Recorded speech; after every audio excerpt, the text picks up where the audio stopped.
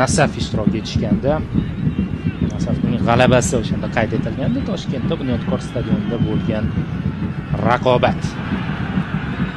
O'tgan yili Vodiy jamoasi poytaxtga borganda, hozir yaxshi imkoniyat. Jamshid shu yerdan zarba va gol!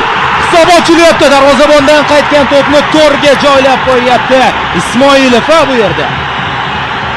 Ajoyib harakatlar bilan Pereira. Tayyor turgan ekan. Va doimgidek Jamshid boshladi.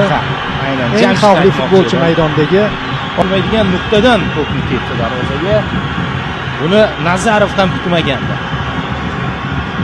Mana takroriy lavhani ko'rishimiz mumkin. Jamshid bu tomondan boshladi, keyin bu tomonga qaylishdi. Shu joyda qattiq deb yuborishdi. Jamshid esa chap oyog'i bilan to'pni, qiziq tomoni, agar Nazarov to'pga tegmasa, umuman darvozaga aniq bormas ekan ham, o'ziga o'zi hozir posbon gol olib keldi desak ham bo'ladi. Bu yerda xato ekan ko'proq. Futbolchining performansidan ko'proq. Hop, shundoq uzatib berdi. Nazarovdan assist. Xo'sh, 4-o'yin ham